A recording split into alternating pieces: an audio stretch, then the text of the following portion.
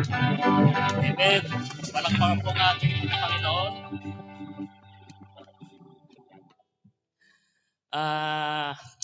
I-welcome po natin yung may mga bago po ba? Yan. Si Brad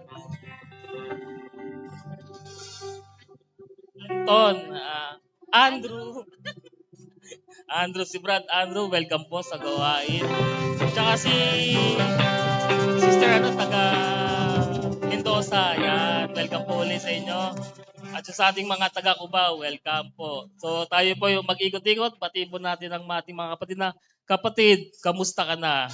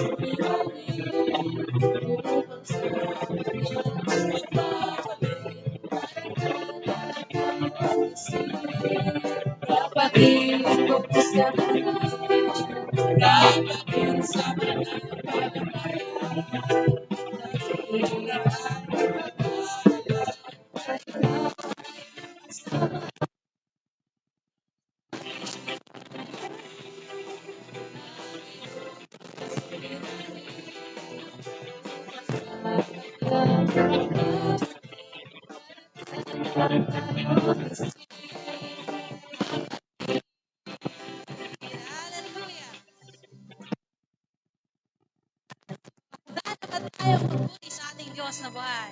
Amen. And mukhang mahina, ang iba po ay nilalamig-lamig pa, no? So, sige.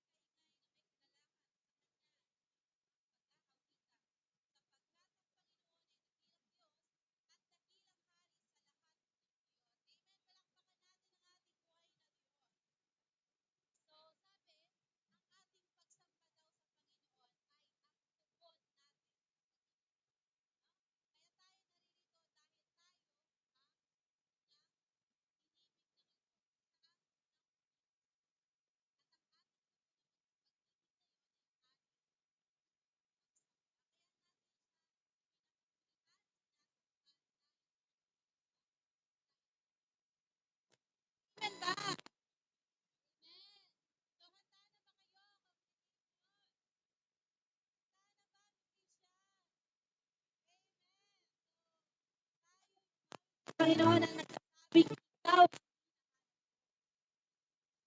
Hallelujah, Jesus. Glorify your name, O Lord. Hallelujah. Hallelujah. Hallelujah. Worship you, Lord.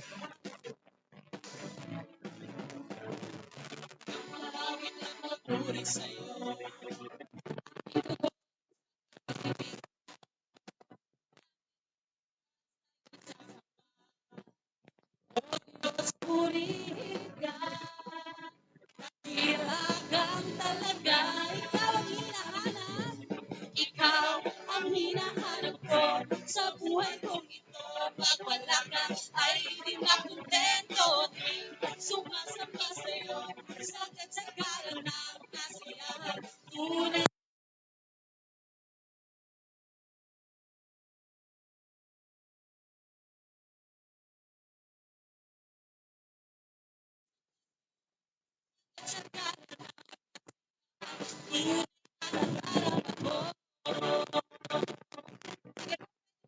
Bumalaw sa ating mga kinatatayuan. Kapag mo ang hinahanap ng puso ko, kaligayahan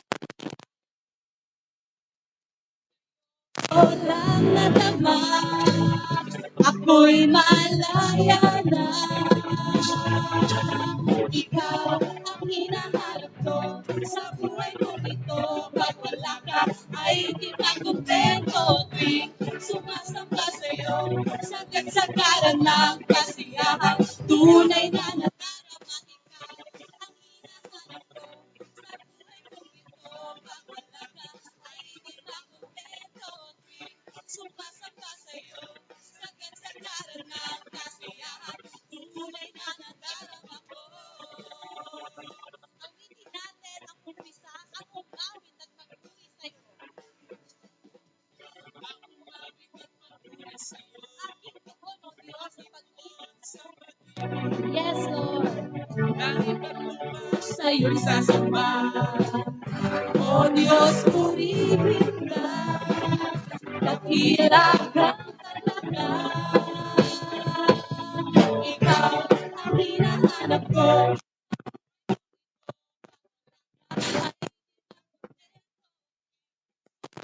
Sa'yo,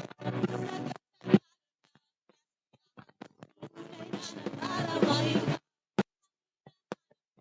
sa buhay ko. Wala ka ay di makontento. Sumasamba sa'yo, sagad-sagaran ng kasiyahan.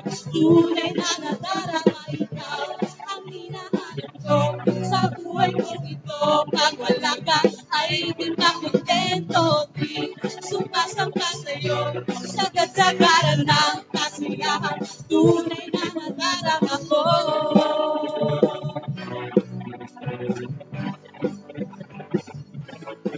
Ikaw lamang ang pupurihin, ang pangalan mo'y dadakilain. Wala na sa'yo'y maihahamon, ang awit mo'y iyong binti.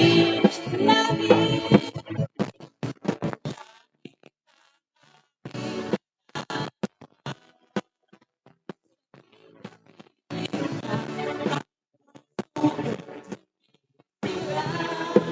kapag sa'yo masang.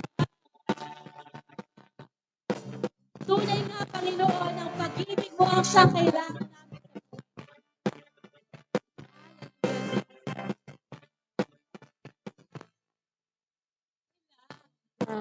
Ay pag-ibig mo, O Diyos, sa buhay ko. Ang kagalakan mo ay kalakasan ko. Ikaw ang nais ko. Ikaw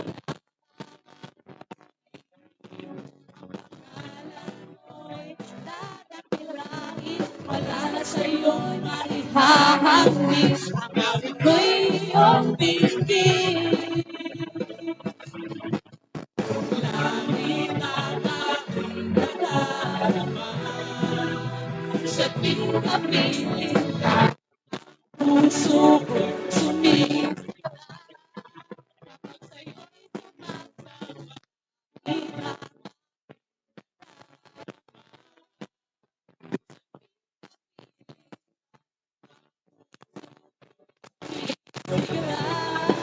kapag sa'yo'y sumasamba, langit ang aking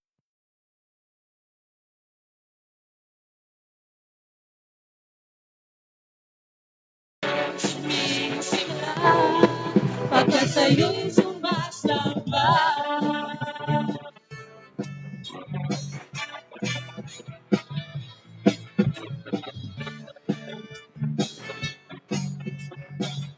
Ang kailangan ko ay pag-ibig mo, Diyos. Kailangan ko ay pag-ibig mo, O Diyos, sa buhay ko.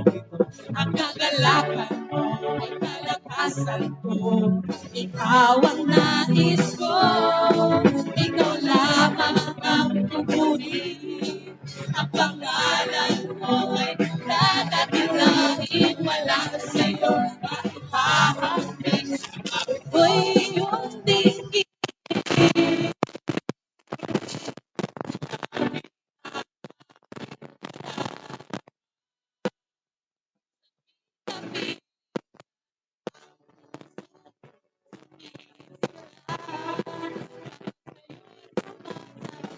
ikaw ang hinahanap ko sa buhay kong ito. Wala ka ito.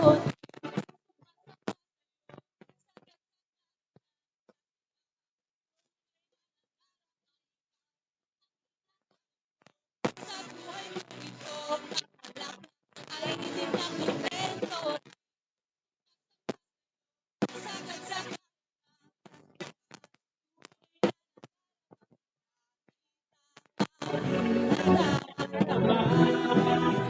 sa tuwing kami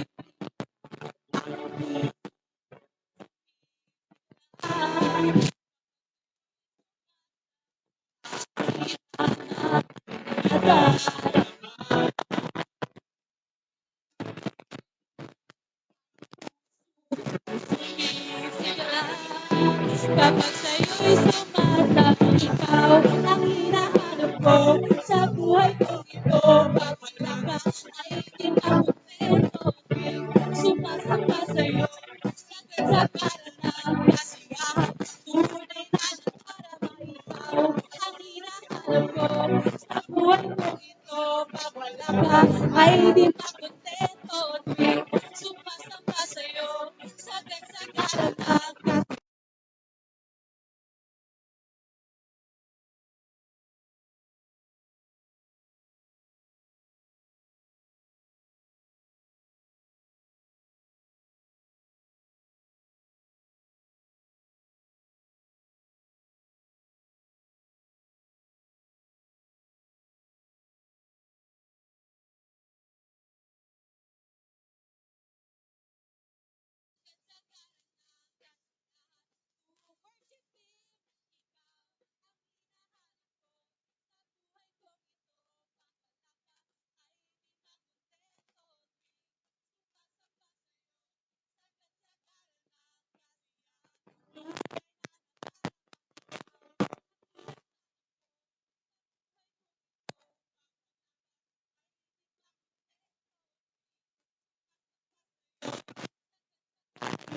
kasiyahan. Tunay na nadarama, kita na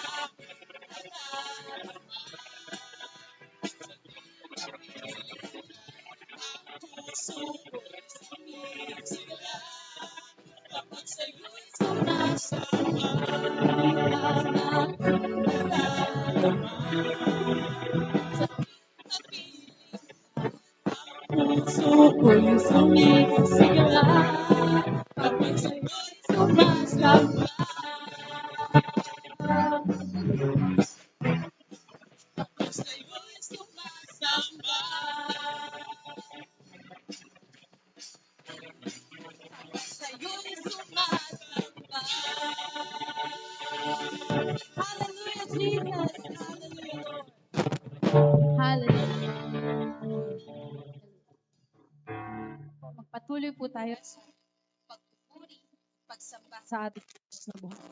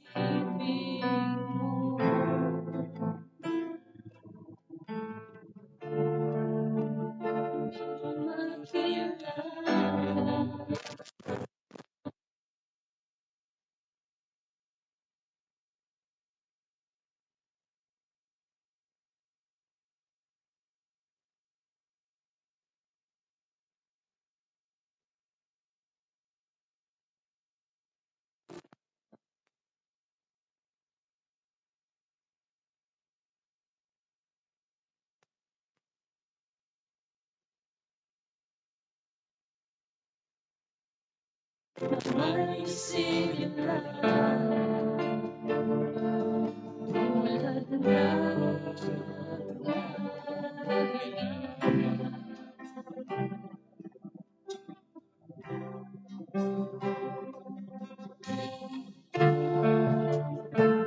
susunod naghihintay sa'yo.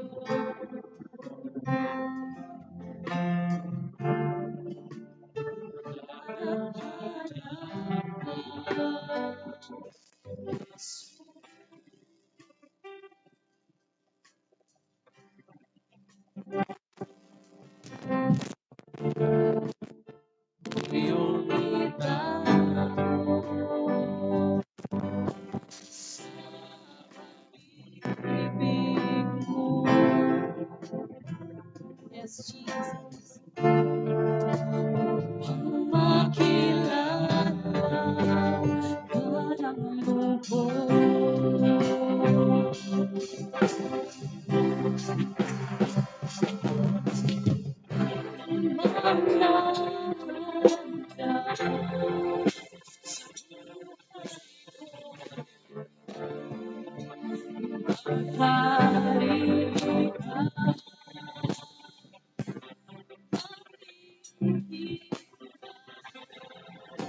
Na may sigla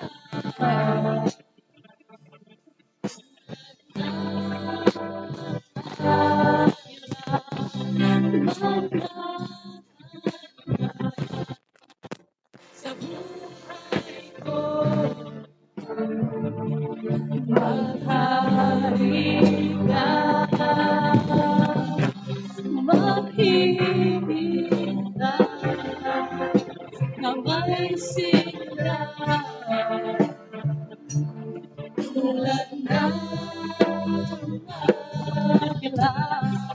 Manahan ka sa buhay ko. Maghari ka, maghihintay na may sigla tulad ng agila. Manahan ka sa buhay ko. Maghari ka, maghihintay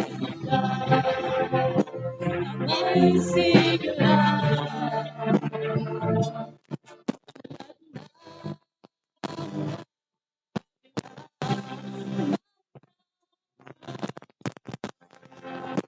sa buhay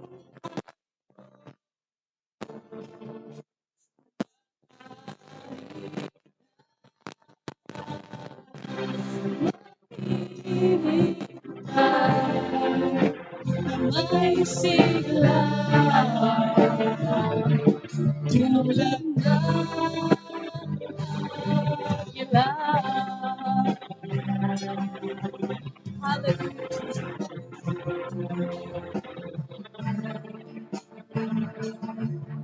To worship our Lord Jesus. Hallelujah. Worship your Lord. So magalito, Panginoon. Panahanan mo ang bawat pusong naririto, Diyos. Hallelujah. Manahan ka sa buhay ko. Maghari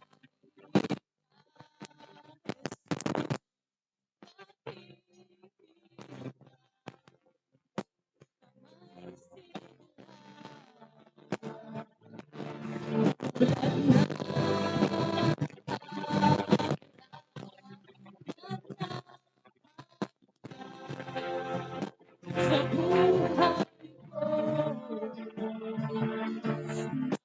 Maghari ka,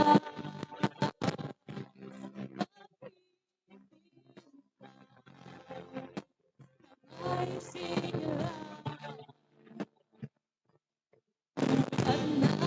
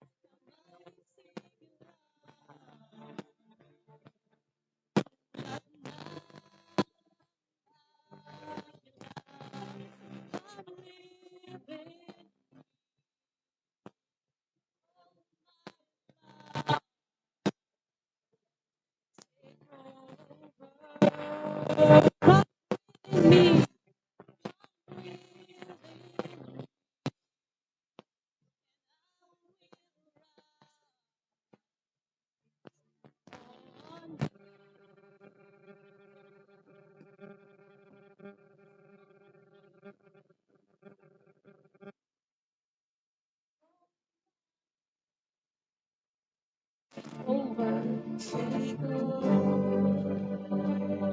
come live in me.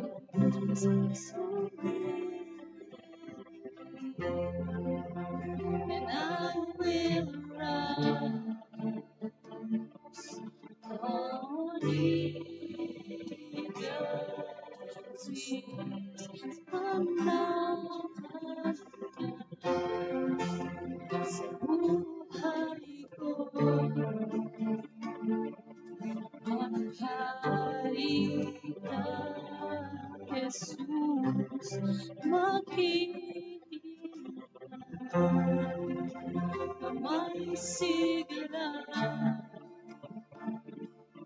tulad ng ilan.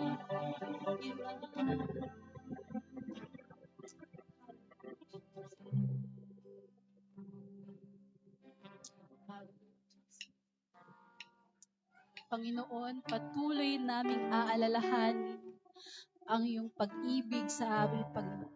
Yung ginawa sa krus ng Kalbaryo, Panginoon. Kaya kami naririto sa iyong banal na araw. Dahil ikaw ang unang umibig sa amin.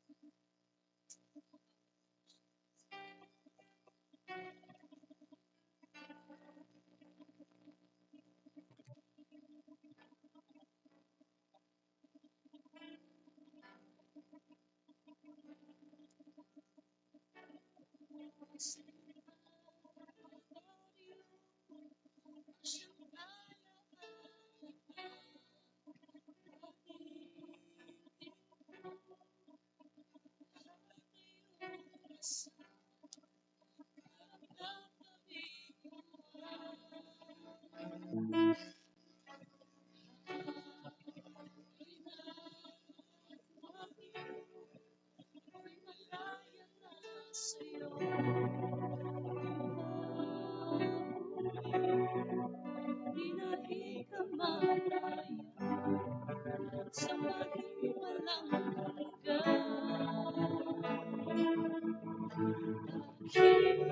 hirap. Pag-ibig mo, Jesus, dakilang. Pag-ibig mo, Jesus,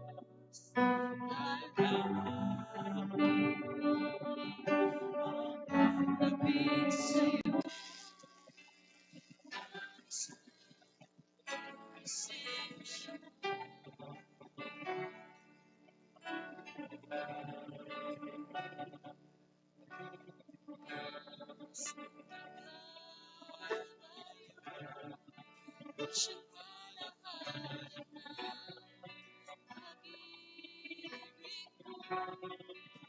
Lahat ay iyong pasang daramdam na binuhay.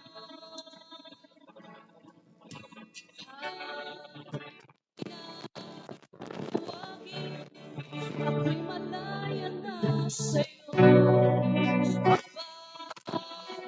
Di na ikamataya sa walang hanggan.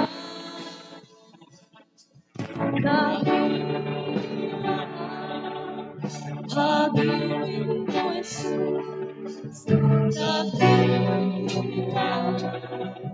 Pag-ibig mo, Jesus, dalangin ko'y mapapalapit sa'yo. Nais ko ay ang isang dakilang. Pag-ibig mo, Jesus,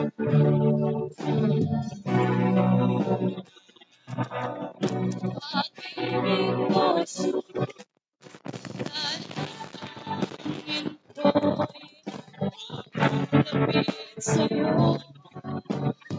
Nais ko ay ang isang dakilang. Pag-ibig mo, Jesus, dakilang. Pag-ibig mo, Jesus, dalangin ko'y mapapalapit sa'yo. Nais ko ang presensya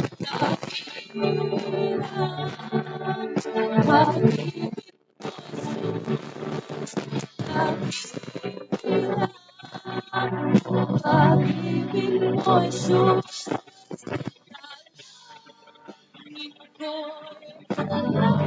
lapit sa'yo. Nais ko ay ang presensya ilang. Pag-ibig mo, Jesus,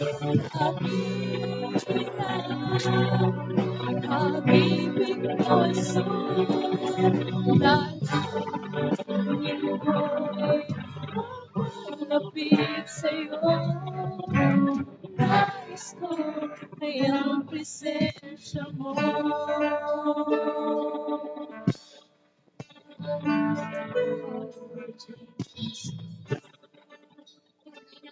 Nais ko yung mga puso natin dito, Panginoon, ay ang presensya mo, Diyos, ang siyang sumaamin, Panginoon. Hallelujah. Hallelujah. We worship you, Jesus. May lakas sa ngalan mo, Panginoon. May lakas. May lakas.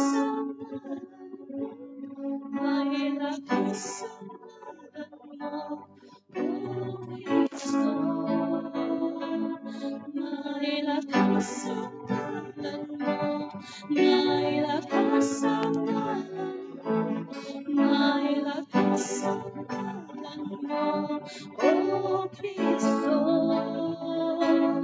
May lakas sa ngalan mo. May lakas sa ngalan mo.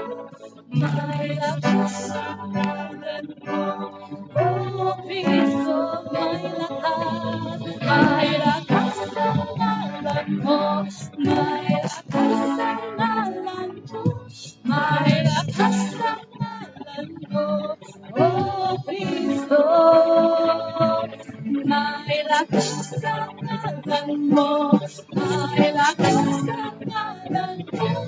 May lakas sa ngalan mo, O Kristo. For the last time, may lakas. Hallelujah, Jesus. May lakas sa ngalan mo, O Kristo.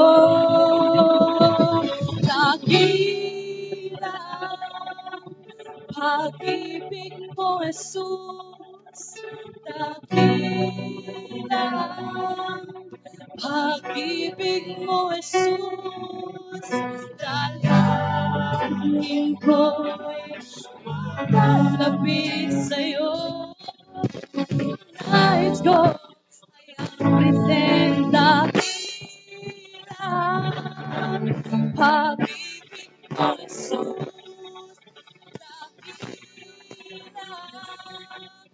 Pag-ibig mo, Jesus.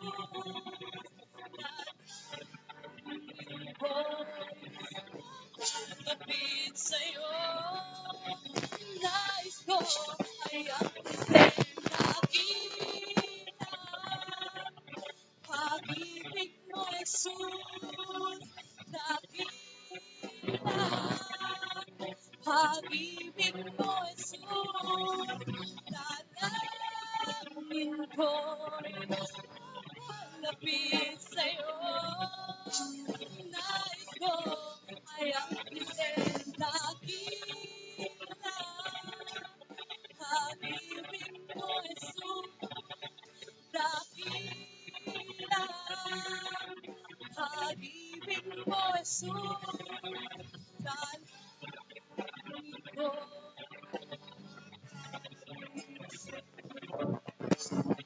Lahat ng nagsasabi na Panginoon niya sa Yesu Kristo ay umawit ng dakila.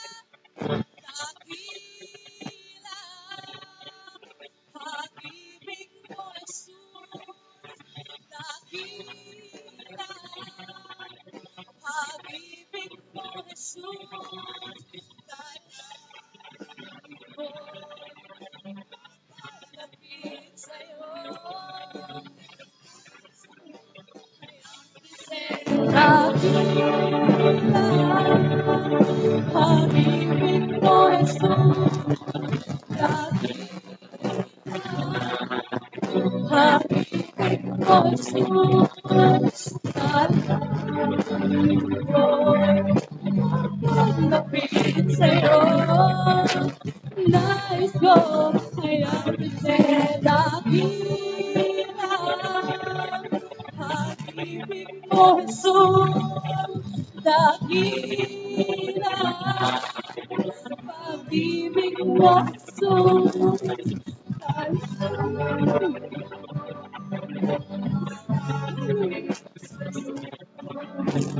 Nais ko ay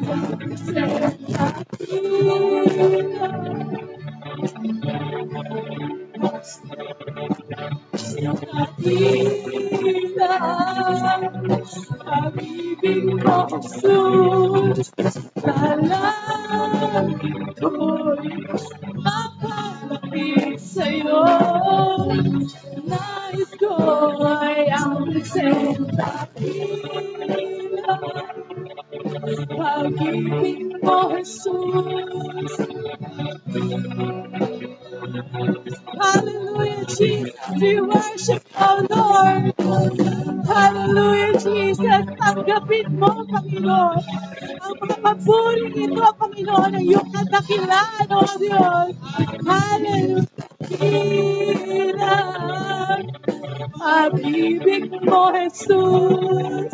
Dakilang pag-ibig mo, Jesus.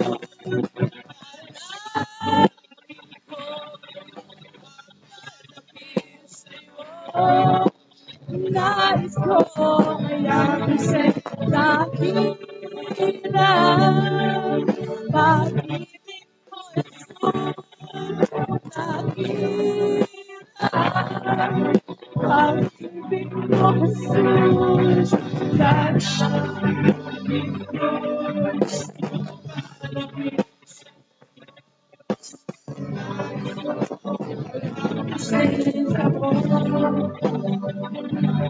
May lakas ang ngalan mo, O Kristo. Sabay-sabay.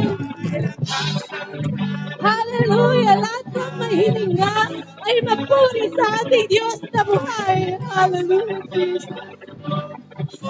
Hallelujah, Jesus. We worship you, our Lord.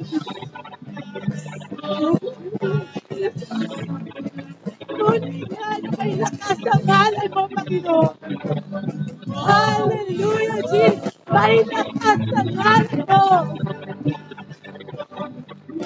Lakas ang ngalan mo. Hallelujah, Jesus. May lakas ang ngalan mo. Hallelujah. Sabay-sabay natin purihin ang ating Diyos na buhay. Oh, Kristo, may lakas ang ngalan mo.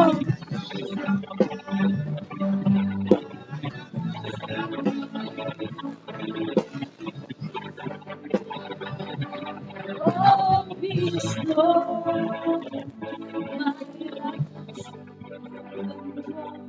may lakas,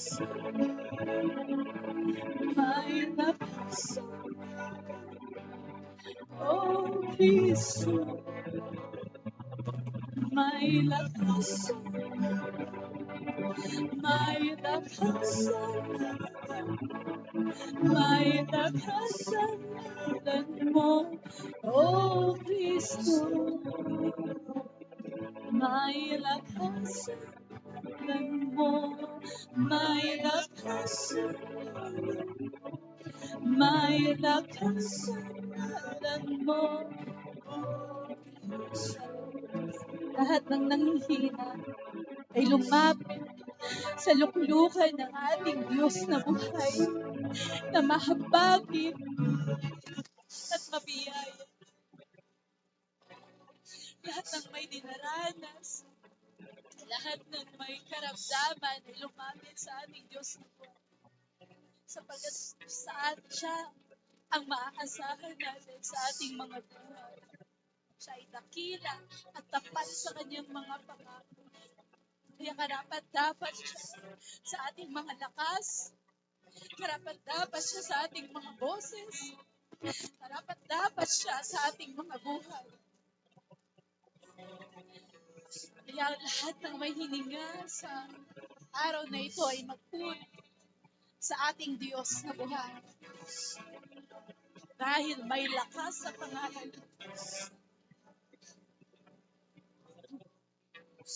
May lakas sa ngalan mo, Diyos. May lakas. For the last time, may lakas.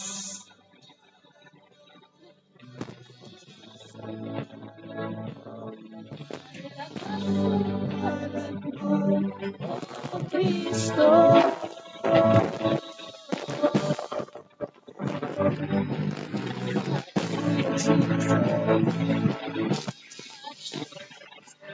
Worship you, Jesus.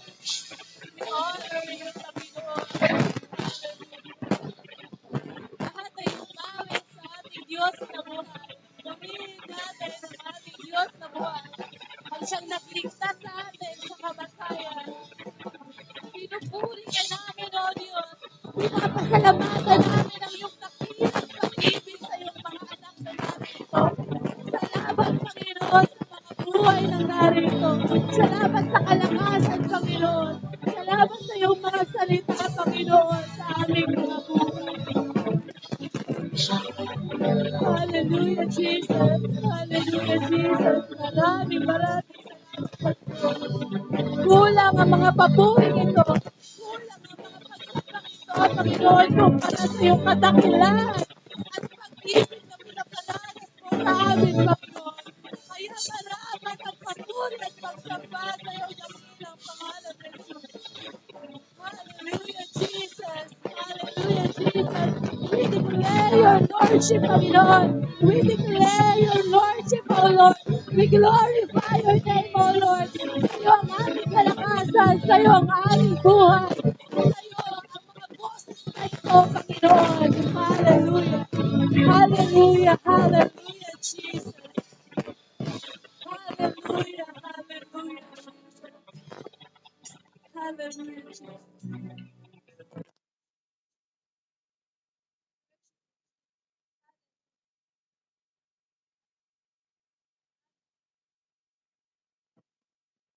Salamat, Panginoon. Hallelujah. Sa iyong banal na presensyang narito sa aming kalagitnaan. Maraming salamat dahil hindi ka nagpapakita sa amin. Lord, ihanda mo, Panginoon, ang aming mga puso, Panginoon, sa pagtanggap ng iyong banal na salita, O Diyos, na mapapakinggan sa umagang ito. Hallelujah, Jesus. Lahat ng pinagpala ng Panginoon sa umagang ito ay pumalakpak. Hallelujah. Hallelujah, Jesus. Hallelujah. Tunay ng mabuti ang Diyos. Amen. Hallelujah. Tunay bang mabuti ang ating buhay na Diyos? Amen. Amen.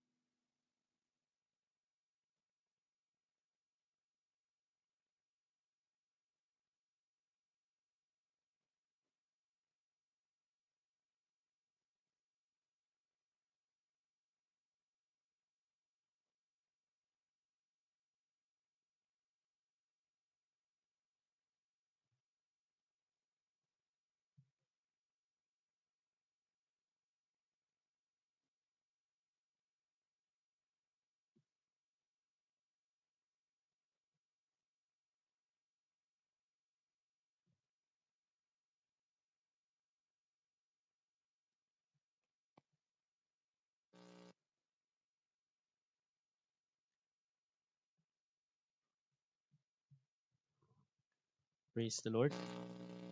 Praise the Lord.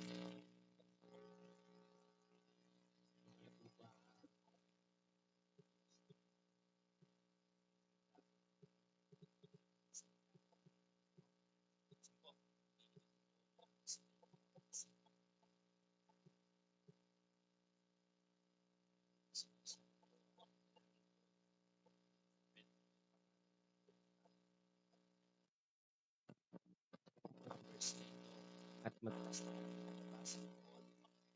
Pwede ka lumito sa ating po ay isa sa verses na dapat makuha tayo sa Ephesians. Amen. So, buksan niyo po ang inyong mga Bible sa Ephesians 4-6.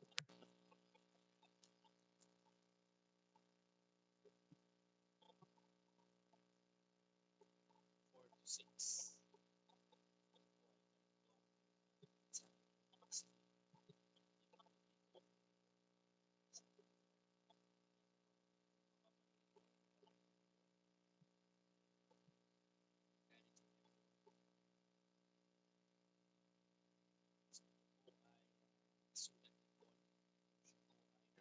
Siya po ay nakatulong sa mga mananampalataya. Simulan po natin sa verse 1. Sabi po rito,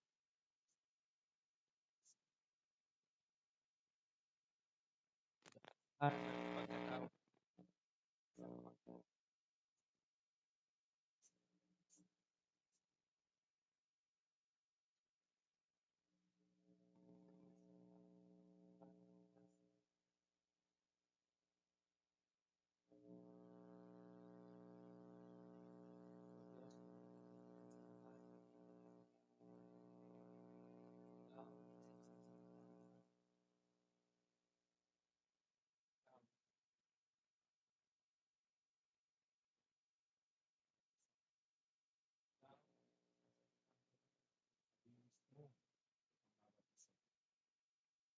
higit sa lahat sa pamamagitan ng iyong buhay, magkaroon kami ng buhay. Kayaan mo, Ama, na ang buhay na ipinagkaloob mo sa amin at yung pagkakatawag mo na yan sa amin ay malakaran namin, Panginoon, ng ayon sa iyong mabuting kalooban, O Diyos, bilang mga lingkod at anak mo, bilang mga ipinanganak sa iyong muli. Kaya, Panginoon, sa umagang ito, dalangin namin na patuloy mo pong samahan ng bawat isa ang aming mga puso at isipan. Basagin mo ang kailangang basagin sa amin. Alisin mo ang kinakailangang alisin sa amin. At buhayin mo yung kailangang buhayin sa amin. At baguhin mo yung kinakailangang baguhin sa amin. Sa aming mga pag-iisip, sa aming mga pamumuhay, sa aming mga pananalita. Sa bunga na nakikita sa amin. O Diyos na makapangyarihan sa lahat, dalangin ko, Panginoon, na kaming lahat ay lubusan naming makilala kung sino at ano ka, O Diyos. At lubusan naming makita kung sino at ano kami sa iyong banal na harapan. Ama, pagpalain mo ang panambahang ito. Pagpalain mo ang iyong mga salita na aming pagbubulay-bulayan, Lord. Tulungan mo kaming maunawaan ang mga bagay na ito, ang iyong mensahe. Higit sa lahat, mangusap ka sa amin. Higit sa lahat, mangusap ka sa amin. Dahil alam ko, lahat kami na naririto sa mensaheng ito ngayong umaga, merong para sa amin. Lahat kami. Kaya Ama, marami pong salamat. Ito po ang aming dalangin. Sa banal mong pangalan, O Jesus, ang lahat po'y sumigaw ng amen. Palakpakan po natin ang Diyos. Hallelujah. Makakaupo na po kayong lahat. Parang hindi kayo masaya pumalakpak ka. So marami pong salamat sa Panginoon sa pagkakataon muli na naririto na naman ako.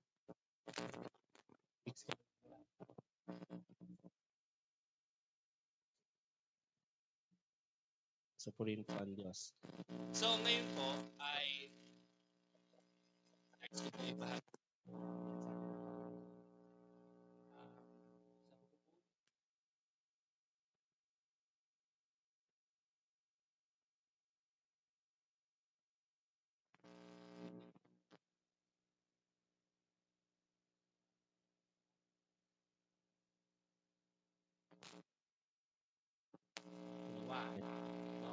Sa pelikula, may part 1, part 2, part 3 kasi yan. At magkakarugtong yan. So, ang sa akin po, puntahan nyo yun. Sana nabalikan nyo. At balikan nyo rin tong mensaheng ito. So, tayo po ay mga tinatawag na oneness. Amen po ba? Oneness. At simula po nung nalaman ko na tayo ay oneness, wala pong nag-explain sa akin kung anong ibig sabihin nun. Yes? Simula nung tayo naging oneness, alam lang natin, oneness tayo. Pero ano bang ibig sabihin ng oneness? Ang sabi nila, ah, mababaw na explanation. Opo, mababaw pa po ito, no? Na tayo daw po ay sumasamba sa iisang Diyos. Okay. So, kung tayo ay sumasamba sa isang Diyos, we believe in the doctrine of oneness of God. Okay. Ang tawag po doon ay monotheism. Pag sinabi ko pong monotheism, tayo po ay sumasamba sa isang Diyos. Problema, hindi lang tayo ang oneness. Hindi lang Kristiyano ang monotheist. Pag sinabi pong monotheism ay mono, one, or single. Theism is, ano? Theist is, ano? Ha? Yan. So, believe in one God or the theology of one God. Okay. Marami pong naniniwala dyan. Muslim kasi monotheist din. Oneness din sila. Oo. Mga Hudyo, oneness din sila. Sino pang oneness? Ha? Adventists are also oneness, yes? Oo. So ngayon, doon ako nagka-problema. Kasi kung ang explanation lang ng pagiging oneness ay sumasamba tayo sa isang Diyos, marami tayong katulad. Tama po ba? Yeah.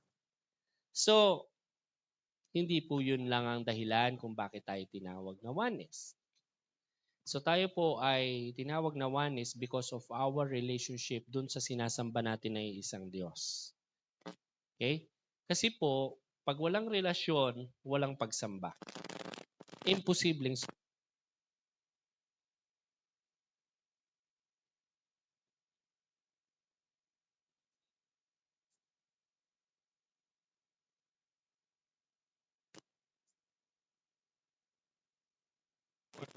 flesh. Siya ay nagmula sa Espiritu. Relasyon ito ng Espiritu sa Espiritu. Hindi ito relasyon ng laman sa laman. Ang relasyon ng laman sa laman, kaya yan inalaw ng Diyos, is for procreation. Kaya ang babae at ang lalaki ay nagkakagustuhan at nagkakaroon sila ng relasyon, no? Ay dahil sa procreation. Yan. Pag pinalitik yung mga biya, bata, yan yun. Para dyan. Ha? Tawag dyan procreation. Kasi ang ganda daw ng genes mo, Jerry. Ang ganda rin ng genes ni Noni. Pag nagsama sila, maganda. Okay? Kasi you would ask, right? Sa isang classroom ngayon, ilan ang estudyante? Sino pumapasok ngayon sa school? Ngayong anak niyo, brother ko. Ilan ang estudyante sa klase niyo? Ha? Ilan ang babae? Lampas kalahati, di ba? Okay, sa dinami-dami ng kaklase niyang babae, wala siyang nagustuhan doon kahit isa. Yes? O meron, ayaw mo lang sabihin nandiyan si daddy. Okay. Di ba? Pero merong isa talaga. Now, out of that, many population ng babae, sa classroom nyo, tama, lagi naman parang ever since yata pumasok ako ng school, laging outnumbered ng mga lalaki. Hindi ko alam kung bakit. Pero hindi ka nagkagusto ka, pero hindi yun. Di ba?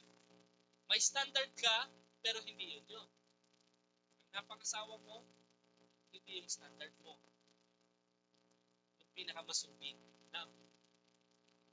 Tama ba? Yung pinakamasugid magiging, pinakamasugid magtirintas ng buhok.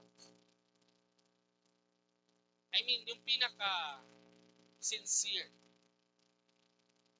yung pinaka-ibibigay niya talaga yung buhay niya para sa'yo. Yeah? So, at the end of the day, yung relasyon ng laman sa laman, dinisign niya ng at nagkaroon niya ng tinatawag na marriage. Yes? Pinakasal ba ang lalaki at babae? Yes. Sa gayon din paraan, ang kaluluwa at ang relasyon ng kaluluwang ito sa ating Panginoon na Espiritu, kinakailangan din yan kasalin. Kailan nangyari yun? Kailan tayo pinasal sa Kanya? Ba ang tawag sa Lord ay groom or bride?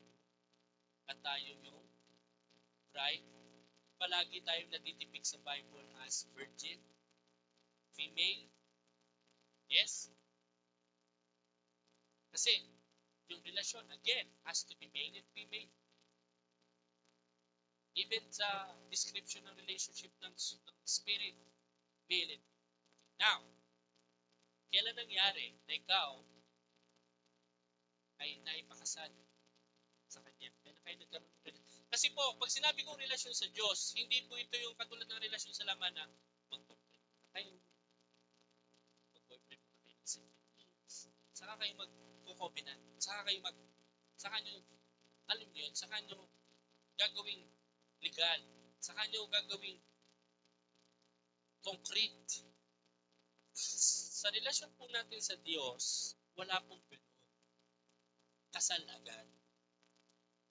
Si Lord po, ayaw niya nung nakikipag-holding hands while walking. Pero wala pa silang kasunduan. Meron lang silang MU. At hindi po pumapato ng Lord sa MU.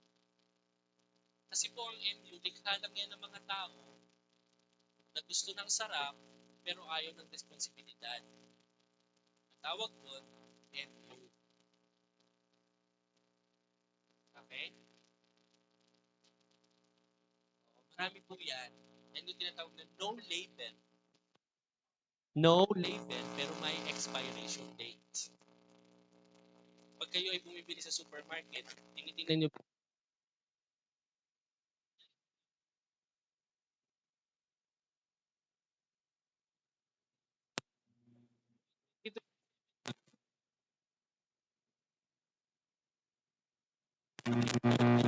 So, kung sa yung itsura, tinitingnan nyo yung label, tinitingnan nyo yung expiration date. And most of the relationship born out of lust or flesh, may expiration date. Anong sinasabi pag kinakasal? Till death? May expiration date? Wala. Meron. Kailan? Till death. Till death. This covenant will be extinguished until one of us died. Yun ang ibig sabihin nun. Mananatili yung pag-iibigan natin, however, since hindi mo na mako-comply ang iyong obligasyon at hindi ko na rin mako-comply yung obligasyon ko sa iyo dahil patay ka na, then this covenant is terminated.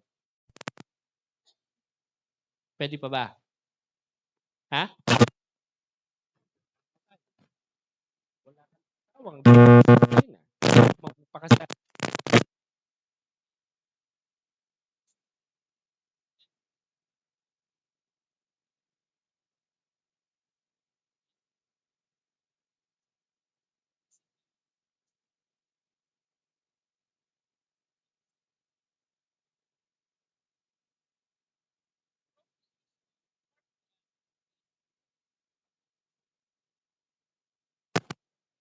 Sabi ni Paul, kung meron kayong gift ng celibacy, then okay yan. Pero, kung magkakasala din lang kayo, mag-asawa na lang kayo. Yes? Sinabi ba ni Paul yun? Ini-encourage niya yung mga members ng church, lalo na yung mga youth. Kung gagawin nyo rin naman yung mga bagay na ginagawa ng mag-asawa, pero ayaw nyo mag-asawa, hindi. Huwag nyo sabihin meron kayong gift ng celibacy. Mag-asawa kayo. Kasi yung gift ng celibacy does not mean titikim ka, pero ayaw mo magpakasal. That's not celibate.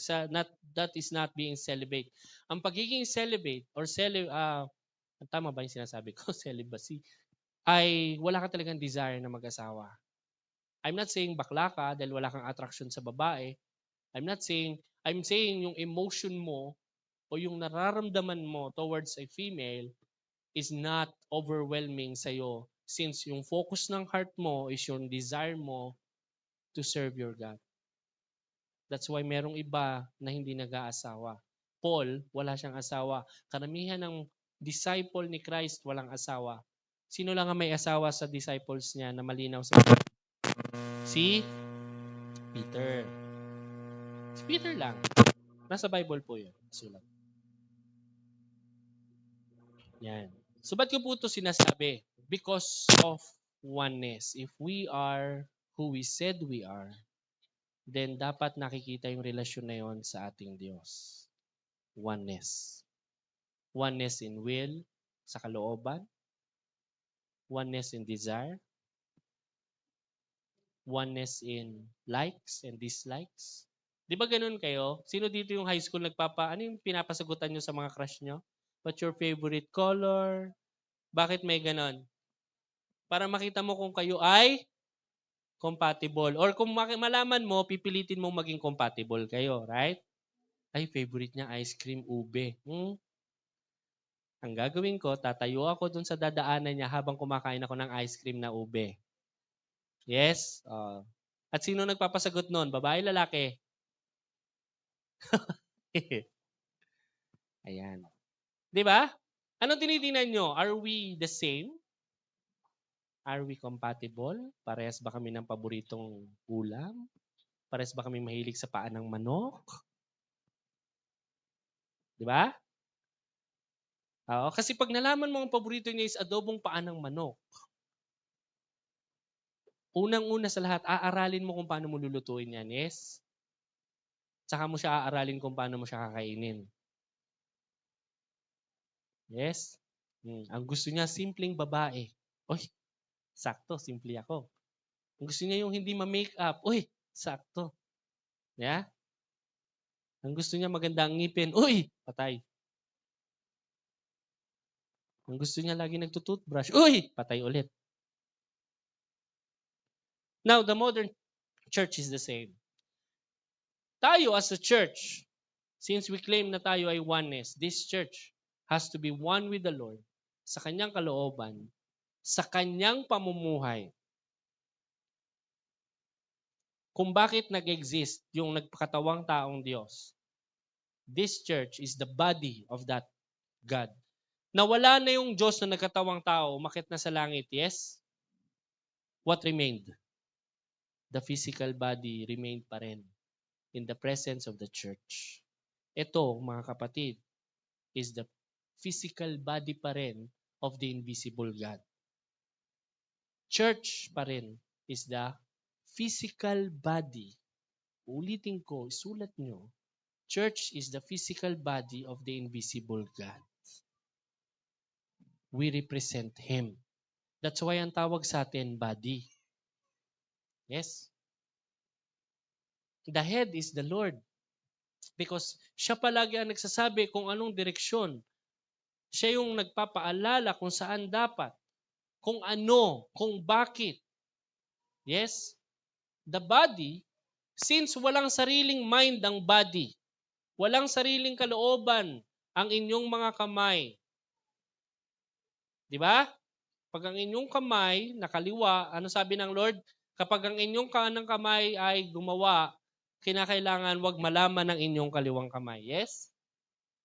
Tama po ba? Yun po ba yung sinabi ng Lord? Oo. Ang turo po na yun ay tungkol sa pagbibigay ng walang nakakakitang tao. Yan ang ibig sabihin nun, ha? Hindi po yun ibig sabihin na yun dapat ang ginagawa ng church. Na kapag may ginagawa itong mga taong to, dapat hindi alam ng kabilang grupo. Hindi ganun yun. Hindi yun ang ibig sabihin nun. Ang ibig sabihin, kapag tayo ay namimigay, tumutulong sa kapwa, hindi tayo gumagawa ng vlog. Or walang camera na nakatingin sa atin. Walang taong nakakakita sa atin. Dahil sapat na yung isang mata na nakakakita na nagmumula sa langit nung ginagawa natin. Hindi natin kailangang ipaproclaim pa sa buong madla yung ginagawa natin. Okay? Siya na nakakaalam niyan sa lihim. Siya yung magpapala sa iyo sa lihim. Okay? So yun po yung ibig sabihin ng sinabi ni Christ. Pero yung sinasabi ko po na tayo dapat, na tayong mga isang katawan, kung iisang katawan tayo, sino dito ang nakakita ng katawan na nakikipagsuntukan sa sarili niyang katawan? Sino dito ang nakakita ng katawan niya, sinasaktan niya yung sarili niyang katawan? Pag nakakakita tayo ng tao na sinasaktan niya yung sarili niyang katawan, anong tawag doon? Sasabihin sa'yo, pre, lalabas lang ako, bakit makikipagsuntukan lang ako sa sarili ko? Ha? Ikaw ha? Ano? Ha? Labang ka? Anong tawag doon? Tan, anong tawag doon pag nakakita ka ng ganon? Cute?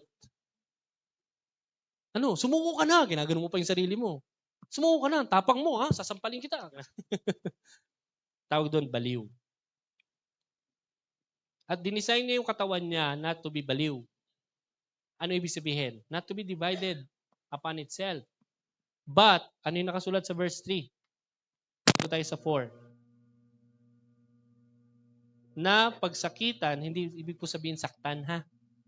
Pagsakitan, ibig sabihin pagmalasakitan. Yan. Na pagsakitan ninyong ingatan ang pakikipagkaisa sa Espiritu sa tali ng kapayapaan. Yung pakikipag-isa sa Espiritu, yun yung tinutukoy kong relasyon. One in spirit, one with the Spirit, and one with the body. Okay? Bakit daw? Ba't pa mahalaga yung sinabi na Paul na yan? Si Paul po kasi does not appeal sa emosyon natin. Okay? Sa ating mga personal preferences, sa ating kultura. Kapag siya po ay nagsulat at ang Lord po ang nangaral nitong mga sinulat niya, lagi ko po itong sinasabi na hindi po foundation ng katotohanan yung nararamdaman natin. Hindi porket may nararamdaman tayo ay totoo at tama. Bigyan ko kayo ng halimbawa. May nakausap ako, kabataan. Sabi ko, yung pagiging clingy ng mga kabataan sa isa't isa is something na pinagbabawal ko yan sa church. Not even sa church. Sa inyong mga personal na buhay. Nagtanong siya sa akin, bakit po yung mga babae? Sabi ko, ano yun sa babae? Ano po sila? Lagi silang nag-clingy. Totoo ba yun? Kung magsi-CR, hindi kayo mag-CR mag-isa. Tara, CR tayo. Oh, grupo lagi yan pupunta ng CR. Sabi ko, hindi, ano yung security? Para may nagbabantay sa pinto. Pero sa lalaki, sabi ko, sige nga, sasabihin ni Tantan sa klase niya, pre, samahan mo nga ako, CR tayo. Pakialam ko sa'yo. Kung CR ka, sasama mo pa ako. Ha? Kung maaari, pag nagsisiyar ng lalaki, kanya-kanyang punta yan. Di ba? Sino dito ang napapaupo dati sa inuman? Taas ng kamay. Kala ko si Sister Jing eh. Kumamot lang pala. Sister Jing ha? Marami doon sa Cubao. Okay. Sino dito ang napapaupo sa inuman? Nakakita ba kayo na nga ba nagiinom? Pre, naiiyak ko. Tara, sama mo ko. Tapos magka-holding hands pa. Baka batuyin kita ng bote ng gin. Kanya-kanya yan. Kanya-kanya hanap ng pwesto yan. Right? Hindi magpapaalam yan hanggat maaari. Private business yun eh. Sabi ko, kung sa lalaki yan mangyari, na mas ano naman, mas convenient sa aming mga lalaki na sabay-sabay kami umihi sa isang bowl. Tama ba? Pero bakit hindi? Sabi ko, hindi eh. Sa mga babae kasi, medyo, hindi ko sinasabing tradisyon o kultura, pero parang para sa atin, mas okay lang. Diba? Yung mga babae, magkahawak, tapos mag-uupo sila, mag-holdingan sila. Yung babae. Pero pag lalaki, uupo, magka-holding hands kami ni Jerry, nakaganon ako kay Jerry.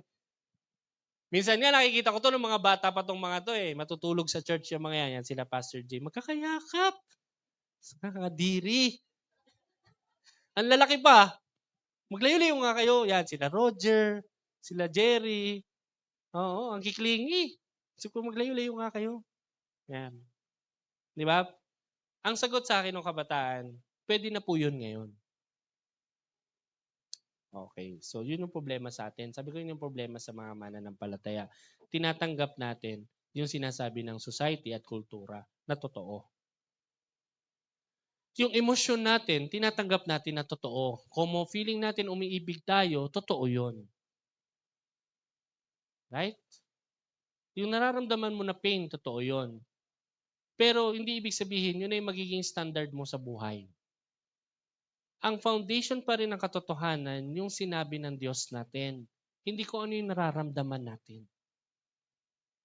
Wala kayong mababasa dito sa Biblia na emosyon, na basihan ng katotohanan at pamumuhay. Wala po tayong mababasa. Ang lagi ko pong sinasabi, ang mga disipulo ng Diyos, sabi nga, di ba, formed. Yes, they are formed. They are not born. They are formed. Because kung naniniwala tayo na mga disipulo ng Diyos ay pinanganak o talagang pagkapanganak pa lang nila, disipulo na sila ng Diyos, nakatadhana na, then naniniwala tayo dun sa teaching ng Calvinism na may mga ipinanganak na nakatadhana sa impyerno at may mga ipinanganak na nakatadhana na sa langit. Which hindi yun ang tinuturo ng Biblia. So kung naniniwala tayo na ang isang tao pagkapanganak pa lang may nakasulat ng letter A dito, apostle, at letter D, demon, napaka-unfair naman ng Diyos na yon, right? Bakit mo ba binuhay? Si Judas nga eh. Bakit si Judas nabuhay? Pero anong sabi ng Lord kay Judas? Yung magkakanulo sa kanya, mas mabuti pang hindi siya pinanganak. So kung ganun pala, edi dapat, di ba? Wala pong ganun. Everyone has an equal chance to have sa relasyon, magkaroon ng relasyon sa Diyos. At lahat, sabi nga sa Bible, ang nais niya, lahat maligtas eh, walang mapahamak eh. Kaya nga siya nagkatawang tao eh. Di ba? Malinaw sa scripture na nagkatawang tao siya sa lahi ng mga Hudyo, pero hindi lamang sa lahi siya ng Hudyo nagkatawang tao, hindi lang para sa kanila. Malinaw yun. Kasi kung ang pag-uusapan natin, sino ba yung chosen people, malinaw din sa Bible na ang pinili talaga ng Diyos noong unang panahon ay ano? Hapon. Hudyo. Yes. But as time goes by, nagmo-modernize. Yung katotohanan, nababaluktot. So, nagiging pundasyon ng katotohanan ngayon, yung sinasabi sa balita, yung sinasabi ng society, sinasabi ng kultura natin, sinasabi ng ibang tao, at yung emosyon ng tao. Bakit sa tingin nyo, lahat ng video clip at video reel sa YouTube o sa Facebook, nakakalibang? Because it appeals sa inyong puso at sa inyong isip, at kapapanood nyo niyan, tinatanggap nyo na yan yung totoo. Kaya ngayon, ang kumparahan nyo, napanood ko, ganito eh. Yun yung napanood ko eh. Kaya nga 'di ba sinasabi ko sa inyo pag SABS tayo, huwag kayong sasagot sa akin na ito po yung nabasa ko, ito po yung napanood ko. Because yung answer na yon is very safe. Pag sinabi kong mali yun, sasabihin mo sa akin, yun lang naman po yung nabasa ko. So sabihin nyo sa akin, ano ba talaga yung pinaniniwalaan nyo? Okay, nabasa mo yan, naniniwala ka ba dyan? Diba? Kasi yung sagot na ito po yung nabasa ko, ayon po sa na-research ko. Tapos pag mali, na-research ko lang naman po yun. Hindi ko naman po sinabing yun yung tama. Di safe ka. But what I'm trying to say is disciples ng Lord welcomes responsibility. Open with mistake. Hindi ko sinasabing gusto nating magkamali o dapat nagkakamali tayo. Pero more often than not, tayong mga disipulo ng Diyos, during our formation, magkakamali ka and accept that. It's not always perfection na dapat hindi ka nagkakamali kasi disipulo ka ng Diyos. It's not always perfection na dapat hindi ka nagkakasala dahil disipulo ka ng Diyos. Ang abnormal is gusto mo palaging magkasala. Yun yung abnormal. Pero yung nagkasala ka, nirebuke ka, mali ka, tanggapin mo. Naintindihan ko, everything is new. Kahit matagal ka na nag-church, when you come to the real body of Christ, bago yan sa'yo. Kasi nandun ka sa church mo dati, that's not the body of Christ. Yung ginagawa nila doon, it's not the body of Christ. Yung inaaral at sinesermo nila doon, hindi yun tungkol sa Panginoon. Lahat yun tungkol dun sa tao na nasa harapan ng pulpito para siya yung ma-exalt, na siya yung spiritual, makapangyarihan sa lahat. Hindi mo maririnig yung gospel doon. Ang maririnig mo doon kung ano-anong lingwahe na hindi mo maintindihan. Nabibless ka ba? Hindi yun ang body ng Christ. Ang body ng Christ, lalago ka. Ang body of Christ will confront you with your sin. Because ang spirit-filled church is not because na-measure niyo yung gift ng spirit. Ang spiritually gifted church is those na lumalago dahil they are consistently, lagi silang pinapalo ng Diyos, lagi silang sinasabihan ng Panginoon na kanilang mali because the Spirit of the Lord will convict us of our sin. Yun yung totoo. Yung Spirit ng Lord, hindi ka bibigyan ng sarap sa buhay mo at feeling mo spiritual ka na, banal ka na. No. Hindi ka niya dadalhin doon sa kalokohan na yon. Hindi ka niya papaniwalain na wala kang ginagawang masama. Hindi ka niya papapaniwalain na kung mo nag-pray ka sa ibang lengguwahe, banal ka na. Hindi ka niya papaniwalain ng ganon. Ang gagawin niya sa'yo, ikukonvict niya, ituturo niya sa'yo yung mali mo. Yun yung trabaho ng Holy Spirit. And will remind you kung ano yung katotohanan, kung ano yung basihan niya, bakit niya sinabing mali ka. Kasi ngayon kaya tulad ng kausap ko, pwede na po yun ngayon. So ang sinasabi ng kausap ko, tama na yan ngayon.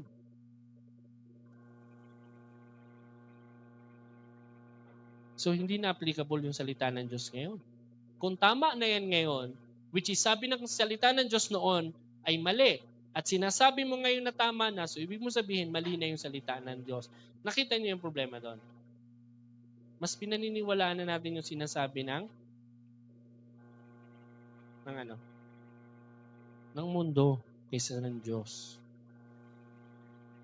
Marami ngayon, body of Christ daw, pero ang gusto nilang mangyari, magkapera, yung maman. Wala silang ibang mensahe sa mga tao kundi pangako ng pagyaman. Anong pinagkaiba nila doon sa nagpo-promote ng ano yung tinatayaan ngayon? Nagpo-promote ng loto. Nagpo-promote ng mga kung ano-anong papremyo.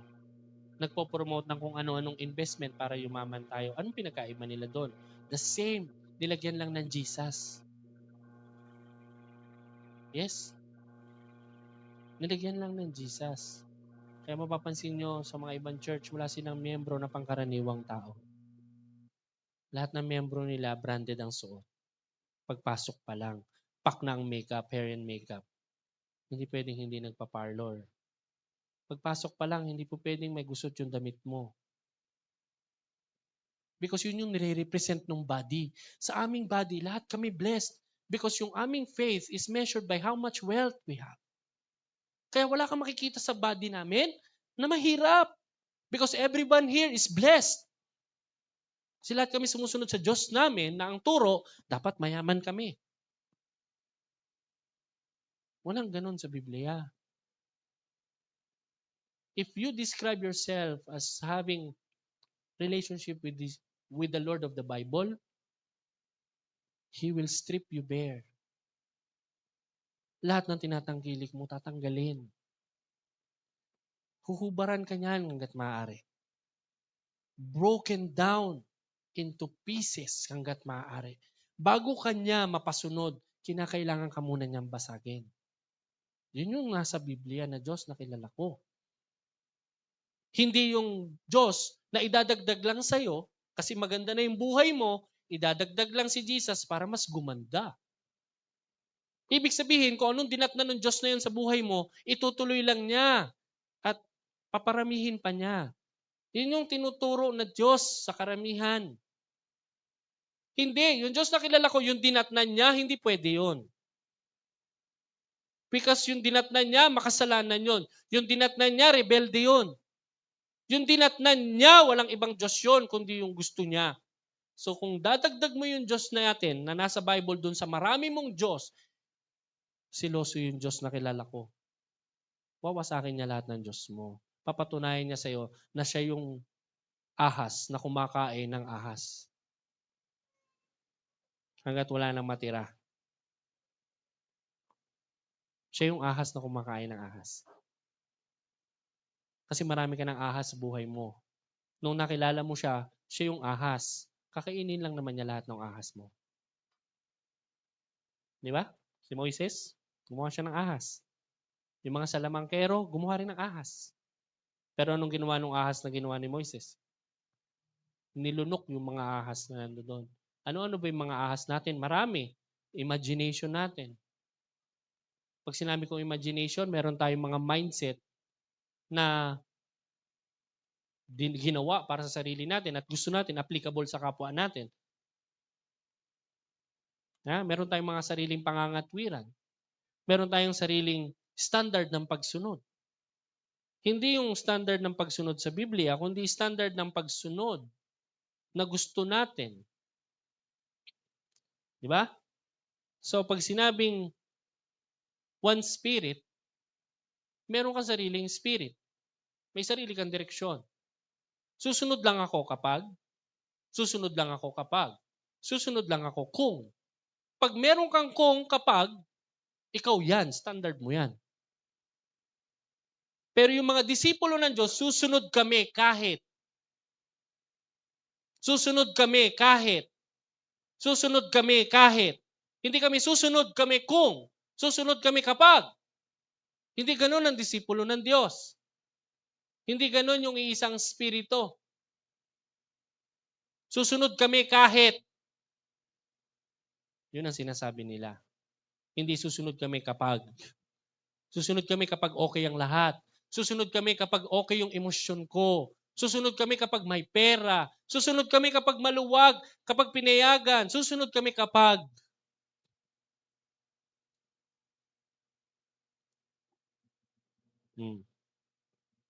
That's not one spirit. That is many spirits. That is competing revelation. Pag sinabi ko competing revelation, nakikipagtagisan sa sinabi ng Diyos. Sabi po ng Lord, pupunta tayo ng Burias. Ay, hindi.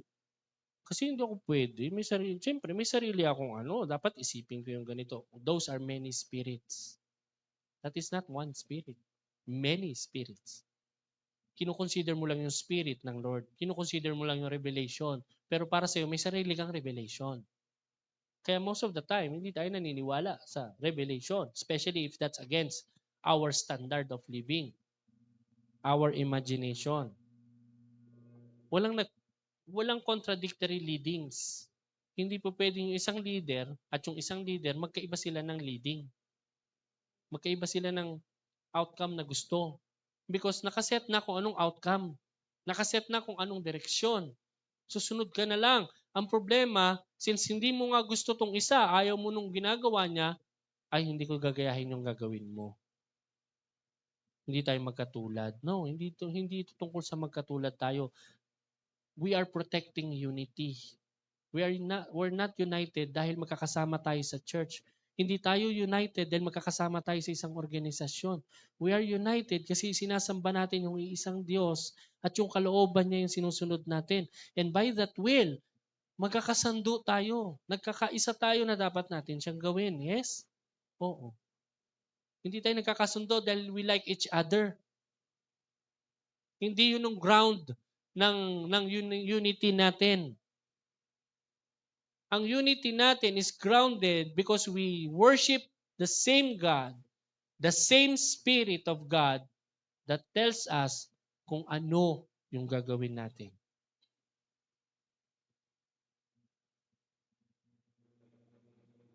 Hindi po pwedeng mag-asawa o magpapakasal kayo, yung isa gustong magpakasal, yung isa ayaw. Bakit tayo magpapakasal dyan? Tao lang din naman yan. Usisain muna natin yung buhay ni Pastor. Okay ba siya sa pamilya niya? Kasi baka mamaya hindi, tapos magpapakasal tayo sa kanya. Di ba? May mga ganun pa. Huwag na lang tayo magpakasal. We can make it on our own. It's not about the person. It's about your obedience dun sa gusto ng Diyos. Kaya nga sabi ko, di ba? Yung kasal, hindi po yan solusyon. Ito, sinabi ko to dun sa dalawang kinasal ko. Ang kasal, it's not a solution. Na kapag kinasal tayo, natakpan na yung ating kasalanan na ginawa bago tayo ikasal. Premarital sex, namuhay tayo na mag-asawa pero hindi tayo kasal. Those are sins, yes? Tagapin na natin, totoo yun. Tapos nung kinasal tayo, feeling natin na wipe out na lahat yun dahil kasal na tayo. No. Ang tawag lang doon, garbage in, garbage out. Nagpakasal lang kayo, pero the same garbage, dala nyo. Lumipat lang kayo ng bahay, pero the same garbage, nilipat nyo rin ang bahay. Kaya, nung nagkaroon tayo ng relasyon sa Diyos, anong sinabi ni Peter sa Acts 2? Repent Because repentance is the only way to forgiveness of sin. Sealed by baptism. Ibig sabihin, when I repent, tinuro ko lahat sa Diyos. Ito yung mga bagay na ayaw ko na sa buhay ko dahil ito yung mga kasalanan sa harapan mo. Why? Because I understand na ayaw mo dyan. Ako din dapat ayaw ko dyan. Baptism. Ano ibig sabihin ng one? Meron dito, di ba? One baptism. Yes? Meron ba? Okay, ano yung baptism? Sabi ni Paul, Romans 6, para rin tayong inilibing na kasama ni Lord. Ano yung inilibing? Yung dating ikaw, yung ikaw na makasalanan, yung ikaw na nakipaglibing, yung ikaw na nakipag-premarital sex kung kani-kanino, yan yung nilibing. Ikaw na may bisyo, yan yung nilibing. At nung binangon ka ulit, naiwan na yun doon. You are now resurrected to a new life with Christ. You are now married with Him. Ang bautismo ay pakikiisa sa kamatayan, sa buhay, kamatayan at muling pagkabuhay ni Kristo. Sasabihin sa akin ng iba, hindi po mahalaga ang baptism. No, mahalaga yan. I'm not saying na kapag binautismohan ka, maliligtas ka na. No. I'm saying, para ka rin nag-aasawa. You cannot have that relationship with God without doing what He said. Baptize everyone. Yes? At anong tatanggapin? Yung kaloob na banal na espiritu. Yung banal na espiritu na magko-correct sa'yo. Because alam ng Diyos, hindi automatic yung conversion mo. Sa harapan niya, automatic righteous ka. Because your faith. Pero yung pamumuhay mo, yung paglakad mo, kaya nga anong sabi sa verse 1? Balikan po natin, verse 1. Yan o, namamanik nga ako sa inyo, akong bilanggo sa Panginoon, na kayo'y magsilakad ng nararapat sa inyong pagkatawag. Binigyan ka rin dito ng one hope of your calling. Sabi doon sa binasa natin kanina, only one hope, not many hopes. One. One hope. Yan yung sinasabi ko kagabi. Yan yung binigay sa'yo, yung purpose mo. That's only one purpose. Doon mo itali yung buhay mo, wag sa tao, wag sa yaman, wag sa material na bagay. Kasi pag nawala yung tao, guguho yung mundo mo. Pag nawala yung yaman, guguho yung mundo mo. Pag nawala yung material na bagay, guguho ang mundo mo. Kaya tayo nilikhang muli ng Diyos, itinali niya tayo dyan sa pagkakatawag na yan. Yan yung mag-unite. Yan yung magbibigay ng kagalakan sa iyo. Dapat nakatali ka sa purpose mo. And all these things shall be added unto you. Ano yung purpose mo? But seek ye first the kingdom of God and His righteousness. And all these things shall be added unto you. Huwag muna yung self. Huwag muna complete. Yun yung sinasabi kong huwag muna yung kapag. Susunod ako kapag. Kasi yung susunod ako kapag, hindi disipulo ng Diyos yun. Upahan yun. Di ba pinaliwanag ng Diyos ang pagkakaiba ng upahan na manggagawa sa manggagawa ng Diyos? Tama ba? Yung upahan, nanghihingi yun ng kapalit. Yun yung may kapag. Yun yung may kondisyon palagi sa pagsunod. Pero yung manggagawa ng Diyos, hindi. Disciples are not merely churchgoers. Even yung pag-attend natin sa church, may standard tayo. Di ba? Ilang beses ko na yan sinasabi. Depende sa mood natin. Depende sa weather. Depende sa layo. Marami. Maraming kapag. Maraming kung. Pero very little yung makikita nyo nasusunod ako despite of, in spite of. Hindi yung kondisyon ang nauuna sa akin. Yung pagsunod ko. Yung mga kondisyon, susunod yan. Uunahin ko muna yung Diyos ko. Kung gusto kong gumaling, unahin ko yung Diyos ko. Kung gusto kong gumaling, uunahin ko yung Diyos ko. Kung gusto kong sumaya, uunahin ko yung Diyos ko. Kung gusto kong maging masagana ang pamumuhay ko, kahit papaano, unahin ko yung Diyos ko. Kung gusto kong maintindihan ang maraming katanungan sa buhay ko, unahin ko yung Diyos ko. Kasi itong mundo na to, walang maisasagot yan sa atin, kundi puro kasinungaling. Lahat ng ginagawa ng tao ngayon sa isang araw, 24 hours a day, minus 8. Kahit sabihin mo nasa opisina ka, palagi ka pa rin nakatingin dito. Hindi ko sinasabing masama yun. Ang sinasabi ko sa dami ng nakukuha natin dito,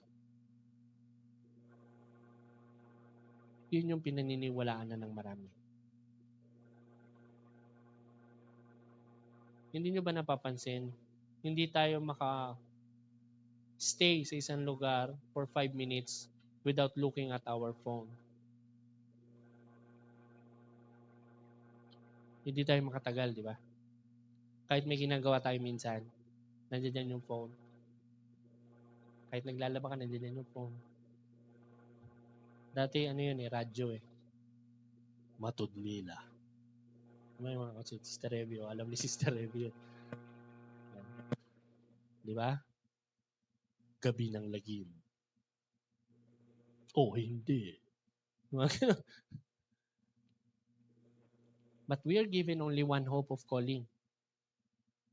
Na dapat natin lakaran lahat. Hindi pa ba tayo magkakasundo-sundo nun? Oh, saan ka pupunta? Ito yung direction ko. Teka muna, ba't nandiyan ka? Ito yung nilagay sa ating pag-asa ng pagkakatawag sa atin. Ito yun.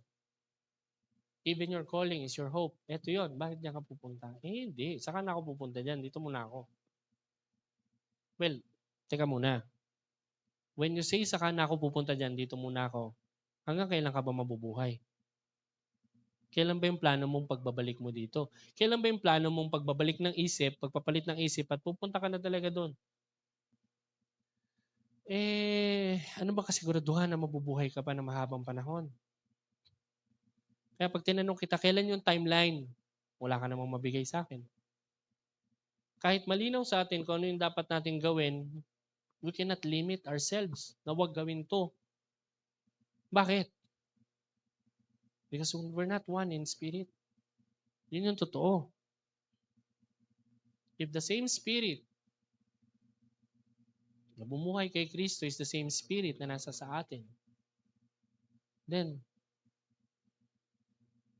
makapangyarihan yun. What He says, kung anong sabihin niya, will do. Why? Because He is one Lord. Tayo pong lahat, we're doing kingdom expansion. So, yung Lord natin, siya yung authority of kingdom expansion. One Lord. Only one. Hindi po siya consultant. Jesus Christ is not a consultant. Natatanungin mo lang siya kapag may problema. Ano nga pwede kong gawin, Lord? May problema ako eh. Consultant mo yun. That's not the relationship na gusto ng Lord. It's not professional relationship. Consultee and consultant relationship is not the relationship na gusto ng Diyos sa'yo. Kasi pag kaya mo, professionally or sa pamumuhay mo, kaya mo, ginagawa mo, kaya mo eh. Pero pag hindi mo na kaya, meron ng impasse na tinatawag, meron ng blockade, tingin mo, Lord, anong gagawin natin?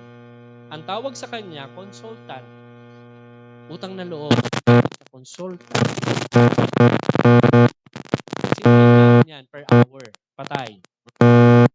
Okay, sige, tuturo ko sa'yo pero kailangan ko ng isang anak mo. Ay, hindi na. Hindi siya co-pilot. Hindi siya navigator. Pag sinabi ko pong pilot, di ba yung mga jet plane, dalawa yung piloto noon, isa sa harap, isa sa likod. Ewan ko ngayon kung ganun pa rin. Pero yung naabutan ko kasi sa Top Gun, dalawa yan. Yung nasa likod, navigator ang tawag doon. Siya yung nag-ooperate nung... Yung nasa harap, siya lang yung gagalaw. Siya lang yung babarel. Pero ang mag-open ng mga missile, etc., weapon, etc., magbabasa ng yung nasa likod. Okay? Yung nasa harap, si Tom Cruise, taga ganun lang yun. Para lang siya naglalaro.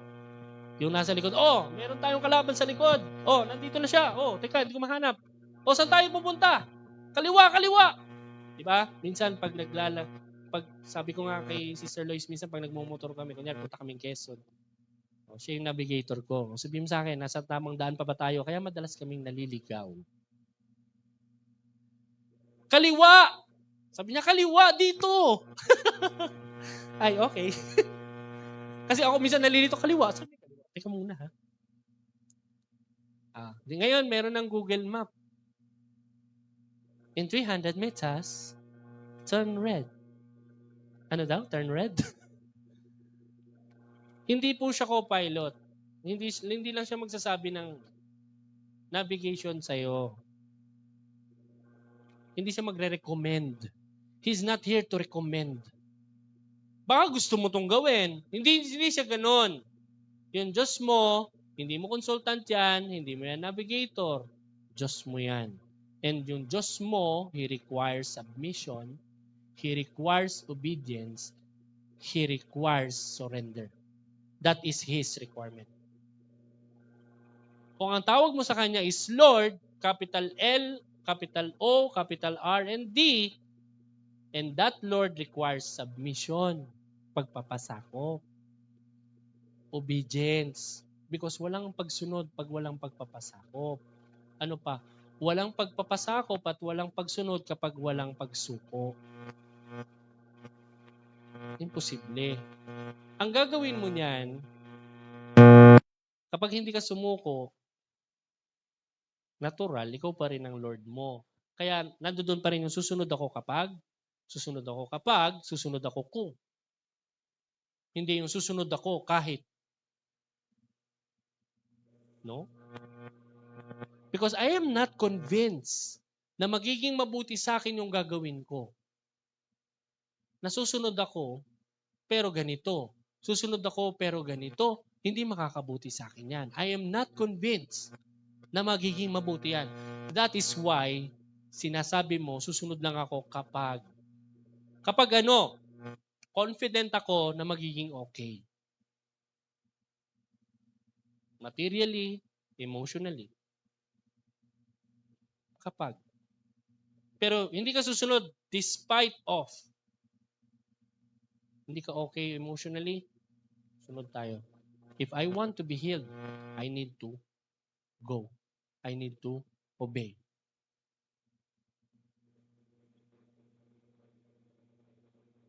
If I want to be corrected, I need to go. Kaya nga yung episode natin ng sa Burias, that's not only documentary, that's testimony. Lahat ng makakapanood niyan over the years at sa mga kaibigan natin makakapanood niyan, yun yung bunga. Yun yung evidence ng mga napagdaanan natin despite of, in spite of. Diba? Kahit may bagyo. No, nasabi nga doon ni Sister Jess, yung taga Piodoran, sumakay daw siya kay Brother Stewart. Feeling niya 50-50 yung buhay. Natawa naman ako doon sa sinabi ni Jess. Pero aminado naman si Brother Stewart na doon na lang uli siya nagmotor. Kita niyo yun? Parang, nandito na to eh. Kalooban naman ng Lord doon na makapunta kami. So, sige. Naranasan ni Brad Jerry na tumagilid. Naranasan niya malaglag sa bangka. So, yung mga karanasan na yan, that makes up, na lalong nagpapa-confidence sa'yo, nabibigay ng confidence sa'yo, na kahit pala hindi okay, kahit pala kulang, is sapat pa rin. That we understand na yung sufficiency ng Lord, hindi natin yan mararanasan kung sufficient tayo. Yes? Yung sufficiency ng Lord, mararamdaman mo lang yan kapag hindi ka sufficient. Kailan yun? Kapag nakakulong ka sa kwarto mo dahil hindi ka sufficient? Hindi. Yung sufficiency ng Lord, mararamdaman lang natin sa mga panahon na hindi tayo sufficient. Because not all the time sufficient tayo. Because we have to, sabi nga ng Panginoon, I made others to go hungry so that I may feed them. Kita mo yun? Sabi niya, hinahayaan ko magutom para mapakain ko, para ma-realize nila na ako yung nagbibigay sa kanila. Kaya ako sila ginugutom. Because minsan, nami-mismatch natin yung blessing ng Lord. Feeling natin, hindi yan blessing ng Lord. Sa sarili ko yan. Provided ko yan sa sarili ko. Kung hindi ako naghirap, hindi ko makukuha yan. Yes? Minsan, kasi nga, since hindi feeling mo, kompleto ka, wala kang kulang, hindi mo kailangan ng Diyos, malakas ka, lahat ng gusto mo nandiyan dyan na, walang blessing na pumapasok, hindi mo marirecognize yung blessing. Bakit? Puno ka eh. Paano mo marirecognize yung blessing? Puno ka na nga. Feeling mo puno ka na, umaapaw ka na. Then the only way to do that is to break the glass. Babasagin ng Diyos yan. Yung pinaglalagyan mo. Mararamdaman mo yung kawalan so that you may only have God.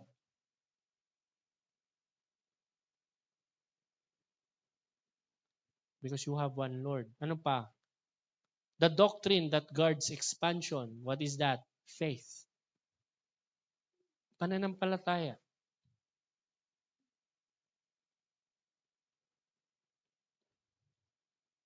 Hindi ito personal opinion. Ito yung sinasabi ko, when we say faith, it's not your standard. Standard yan ng Diyos.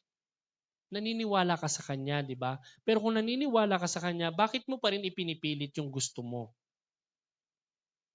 Kung naniniwala ka sa Kanya, bakit sinasabi mo pa rin na hindi ako a-attend? Dito na lang ako sa bahay. Kung naniniwala ka sa Kanya, bakit sinasabi mo na hindi, mas masarap dito? Bakit mo pa rin siya kinukontra? Pero sabi mo, naniniwala ka sa Kanya. Pero bakit mo siya pinangungunahan?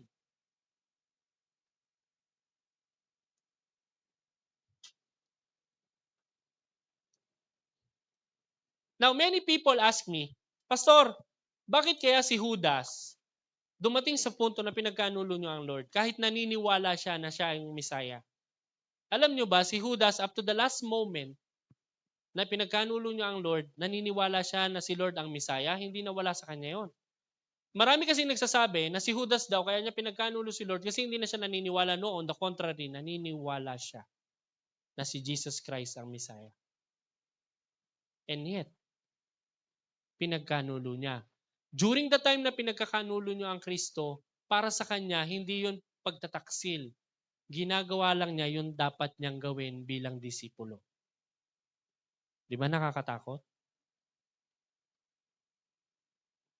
Di ba? Tayo ganun din. Feeling natin, meron tayong mga ginagawa bilang mga mananampalataya na tama sa harapan ng Diyos, ipinipilit natin. Tawag doon opinion. Pero yun pala, pinagkakanulo na natin ng Diyos.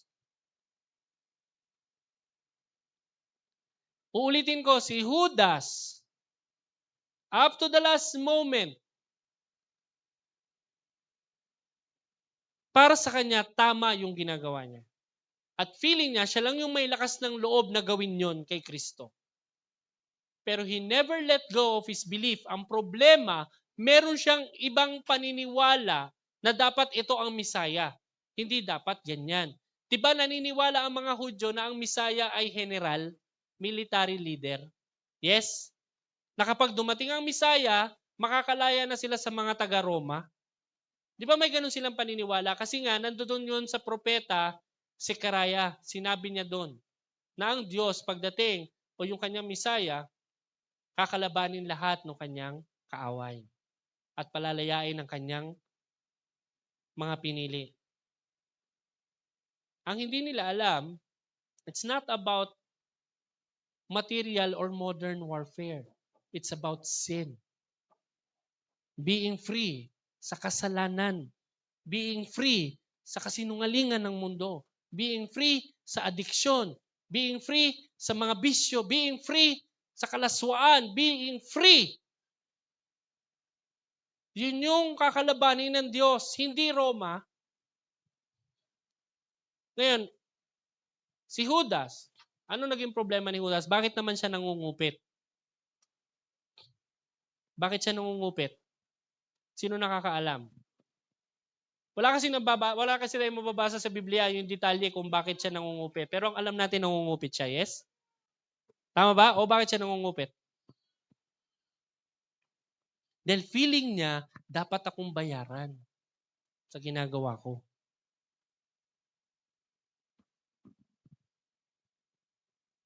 Para sa kanya, hindi pangungupit yun. Nararapat lang.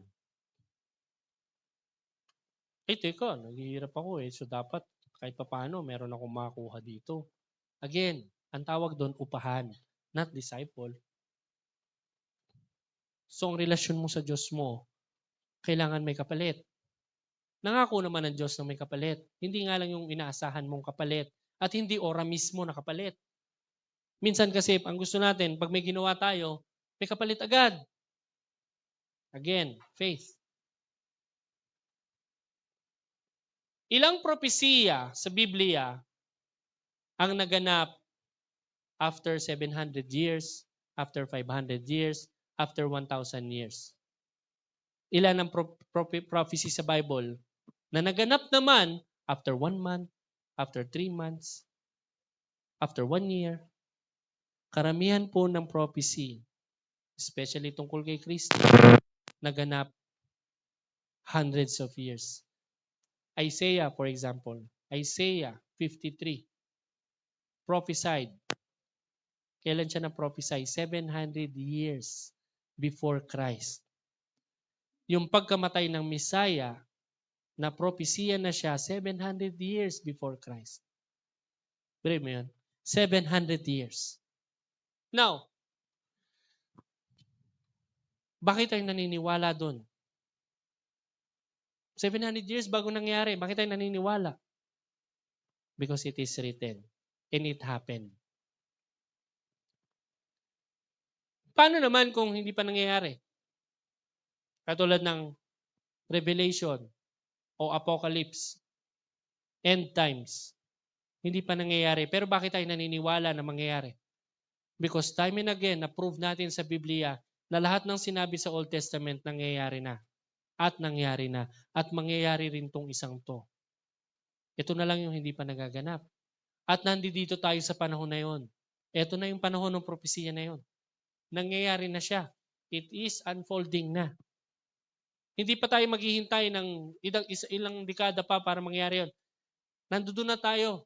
Nasa timeline na tayo ng Apocalypse, mga kapatid. Ito na yung mga huling araw. Nandito na tayo. We're living in it. Kaya ang panawagan ni Paul, namamanhik nga ako sa inyo. Ang kausap niya po rito, mga mananampalataya, hindi unbelievers. Church, the body mismo ng Christ. Anong sabi niya? Ako na bilanggo. Nakabilanggo kasi siya niyan sa Roma. Pero sinasabi niya, hindi itong bilanggong ito ang pinag-uusapan natin. Yung sa Panginoon. Na kahit nakabilanggo ako, nabe-burden ako sa body. Yun yung purpose niya. Kahit sa gitna ng kamatayan, hindi yung kamatayan niyang iniisip niya. Ano? Yung body. Dahil most ng isinulat dito na nasa Biblia, isinulat niya ni Paul habang siya ay nakakulong na sa Roma, alam niyang mamamatay na siya. Kaya minamadali niya na. Alam niya mamamatay na siya. Masaya ba o natatakot ba siya na mamatay? No. Kaya nga he is serving his purpose. John the Baptist, nung namatay siya, he served his purpose. The way of the Lord is prepared, sabi niya. Yun yung purpose natin. Kaya nga niya, sabi nito, namamanig ako, nakikiusap ako mga kapatid. Please, lakaran nyo na yung pagkakatawag sa inyo. Huwag na tayong magpa-relax-relax. You are not just saved to be saved. You are saved to expand the kingdom. Niligtas ka para palawakin yung teritoryo ng kaharian ng Diyos. Hindi ka lang niligtas para sa kaligtasan mo. Hindi.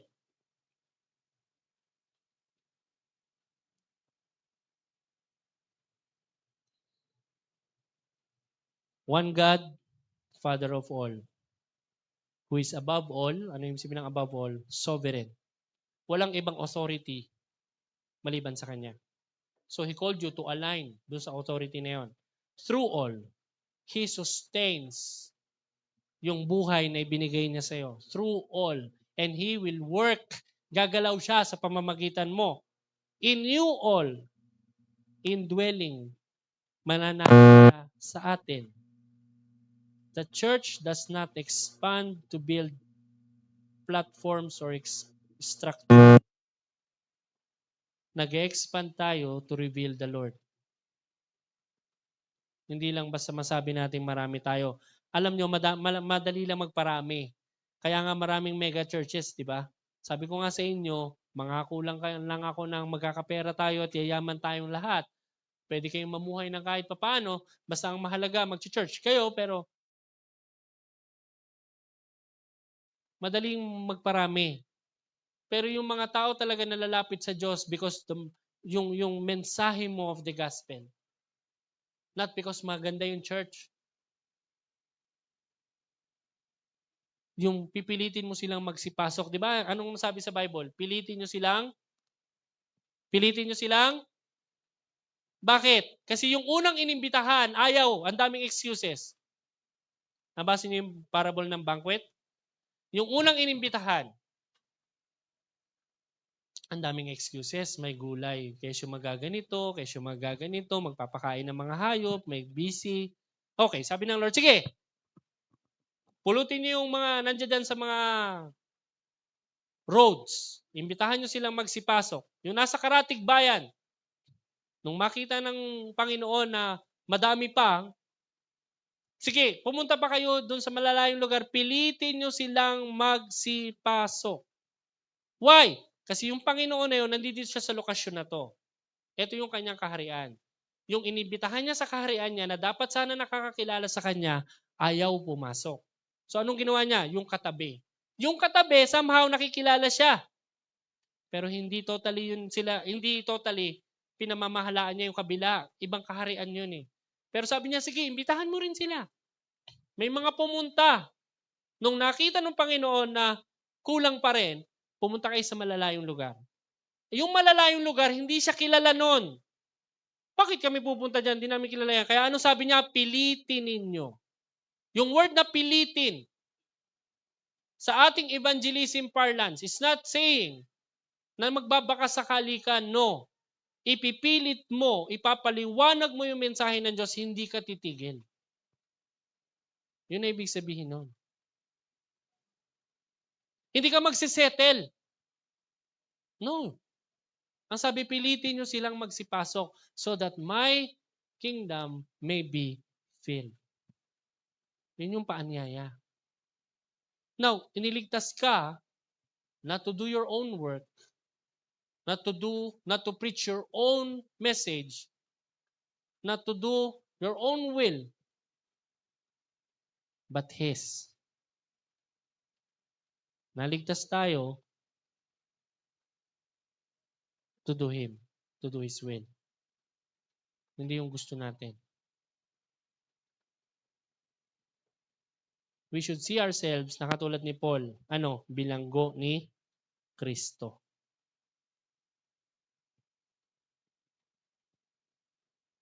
Amen? That's how disciples are formed. Niling ko po na magsitayo ang bawat isa.